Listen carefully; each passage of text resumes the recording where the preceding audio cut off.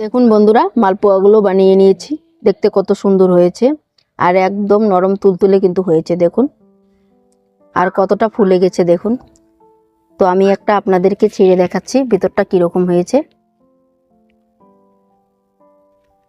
দেখুন ভেতরটা কি সুন্দর, একদম ফুলকো।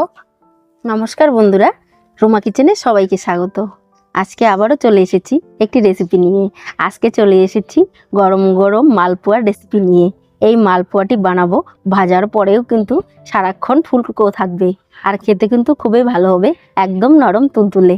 আসুন তাহলে দেখে নেওয়া যাক আজকের এই রেসিপি আমি কিভাবে বানাচ্ছি।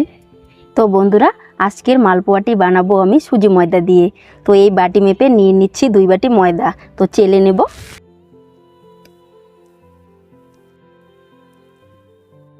আর এক বাটি নিয়ে নেব। এবার ভালো করে একটু চেলে নেব।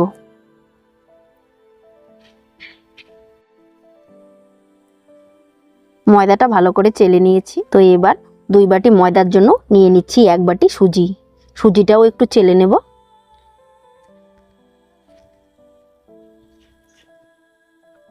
সবগুলো আমি ভালো করে চেলে নিয়েছি। তো এবার কিছু উপকরণ মিশিয়ে নেব।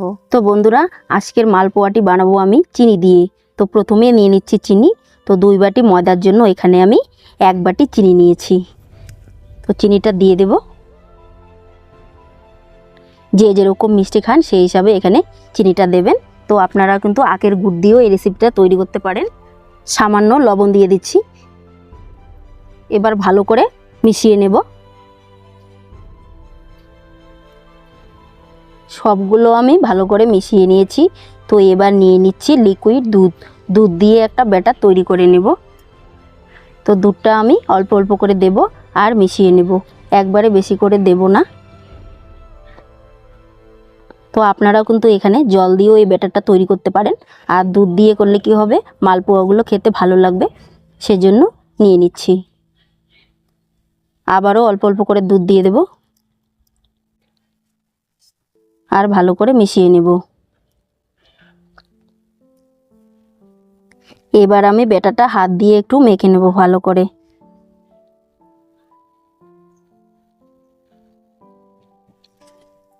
ব্যাটারটা আমি তৈরি করে নিয়েছি, ঠিক এরকম করে তৈরি করে নিয়েছি, বেশি পাতলা না আর বেশি ঘনও না। এবার এটা রেস্টে রেখে দেব 10 মিনিটের জন্য। এবার ব্যাটারের চাপাটা খুলে নিচ্ছি। দেখুন ব্যাটারটা ফুলে ডবল হয়ে গেছে। তো এবার কিছু উপকরণ আবারও মিশিয়ে নেব। তো এখানে আমি নিয়ে নিয়েছি নারকেল কুড়ানো 1/2 কাপের মতো, এটা দিয়ে দিচ্ছি। এটা দিলে পরে মালপোয়াগুলো আরও টেস্টটা বেশি হবে। আর এখানে দিয়ে দিচ্ছি সামান্য এলাচ বাটা, এতে পরে ফ্লেভারটা ভালো হবে। এবার ভালো করে আবারও মিশিয়ে নেব। আবারও 10 মিনিট আমি এইভাবে ভালো করে মেখে নেব। তো একটু ভালো করে কিন্তু এটা মেখে নিতে হবে। ব্যাটারটা খুব সুন্দর করে তৈরি করে নিয়েছি, ঠিক এরকম করে তৈরি করে নিয়েছি। এবার মালপোয়াগুলো ভেজে নেব। মালপোয়া ভাজার জন্য ছোট্ট একটা কড়াই নিয়েছি। তো কড়াইটা গরম করে নিয়েছি। তো এবার নিয়ে নিচ্ছি সাদা তেল দিয়ে দেব। আজকের এই মালপোয়া বানানোর জন্য আমি এরকম একটা কৌটার মুখ নিয়েছি। এটা আমি তেলের মধ্যে দিয়ে দিচ্ছি, একটু গরম করে নেব। তেলটা ভালো করে গরম করে নিয়েছি, কৌটার ঢাকনাটাও গরম করে নিয়েছি। এবার তুলে নিচ্ছি।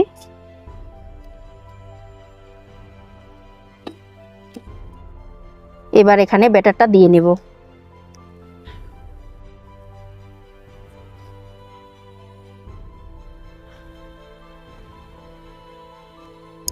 এবার একটু সমান সমান করে নেব আর তেলের মধ্যে ছেড়ে দেব। হালকা আছে কিন্তু এই মালপোয়াটা ভেজে নিতে হবে, বেশি আছে ভাজলে কিন্তু এটা পোড়া লেগে যেতে পারে। দেখুন কত সুন্দর ফুলে গেছে। এটা এবার উল্টিয়ে নেব। দেখতে কত সুন্দর লোভনীয় হয়েছে। দেখুন বন্ধুরা, আজকে যে আমি মালপোয়াগুলো বানাচ্ছি প্রত্যেকটা মালপোয়াই কিন্তু একদম বলের মতো ফুলে যাবে। আমি উল্টাতেই পারছি না। দেখুন এটা উল্টে পাল্টে লাল করে আমি ভেজে নিয়েছি। তো এবার এটা তুলে নেব। দেখুন বন্ধুরা, একদম ফুলকো হয়েছে আর কতটা লোভনীয় হয়েছে। তো এরকম করে আমি সবগুলো বানিয়ে নেব। তো তুলে নিচ্ছি। আবারও অল্প ব্যাটার নিয়ে নেব। কৌটার ঢাকনাটা কিন্তু আমি আবারও গরম করে নিয়েছি, তো ব্যাটারটা দিয়ে নিচ্ছি। এবার আবারও একটু সমান সমান করে নেব আর তেলে ছেড়ে দেব।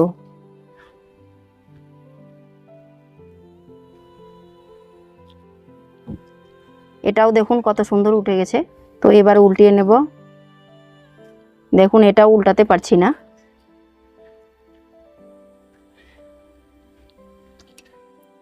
আর বন্ধুরা, এখন তো ঠান্ডা পড়ে গেছে, এরকম ঠান্ডাতে কিন্তু গরম গরম মালপোয়া খেতে সবারই ভালো লাগে। এটাও সুন্দর করে ভেজে নিয়েছি লাল করে। এবার তুলে নিচ্ছি তেল ঝরিয়ে। দেখুন